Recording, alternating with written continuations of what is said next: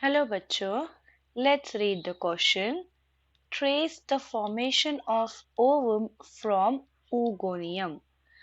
तो हम जो देखने वाले हैं इन दिस क्वेश्चन वो है about the formation of ovum. तो let's write as formation of ovum. Ovum क्या है? फीमेल गैमेट है. करेक्ट.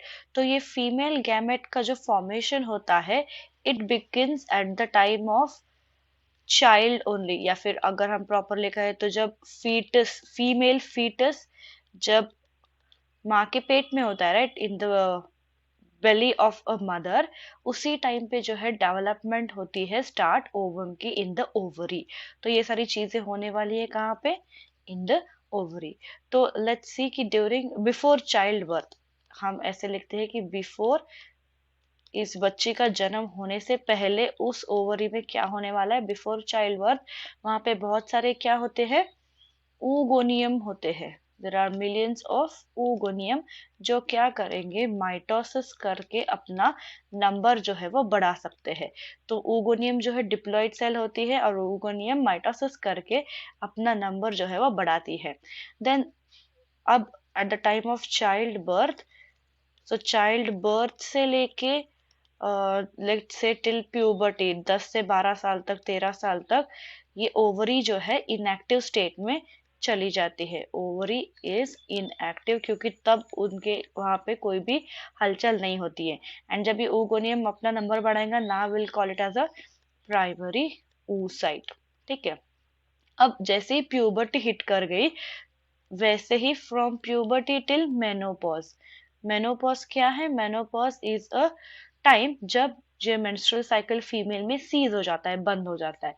तो let's say from the age of 12 to 50, 50 एक एवरेज एज पकड़ा जाता है जब मेनोपॉज जो है वो 45 टू 50 एज के बीच में खत्म होने लगता है, मतलब मेंस्ट्रुअल साइकिल उसके बाद नहीं होती है.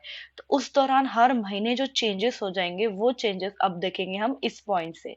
तो प्राइमरी oocyte क्या करेगा? It will undergo meiosis 1 now, and हमारे पास अब आएगा एक पोलर बॉडी और एक secondary oocyte. Now it is called as secondary oocyte.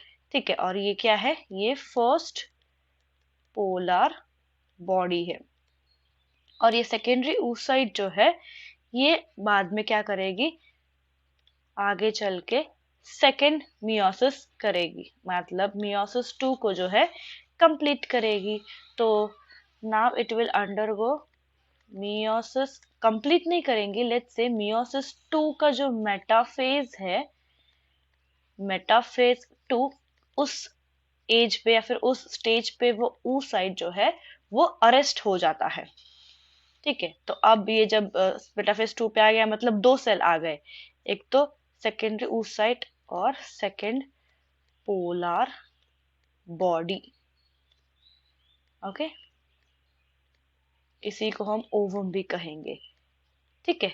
तो ये सेकेंडरी oocyte या फिर जो ये ओवम है, यहाँ पे अगर स्पर्म ने मान लो फर्टिलाइज कर दिया इस स्टेज पे, if there is a fertilization by sperm, ये जो ओवम अरेस्टेड था मेटाफेज 2 में, जल्दी से अपना मियोसिस 2 जो है कंप्लीट कर लेगा. एंड ये बहुत ही शॉर्ट एंड क्विक स्टेज है, एंड दोनों मिला के क्या बनाएंगे? Zygote, and therefore the further development of baby.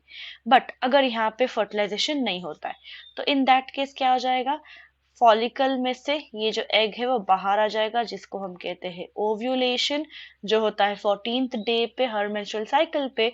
और बिकॉज फर्टिलाइजेशन नहीं हुआ है इस ओवम के साथ, ये ओवम जो है वो मेंस्ट्रुएशन के टाइम पे निकाल दिया जाएगा बॉडी के बाहर. तो मेंस्ट्रुअल साइकिल जो है वो नॉर्मली चलेगी.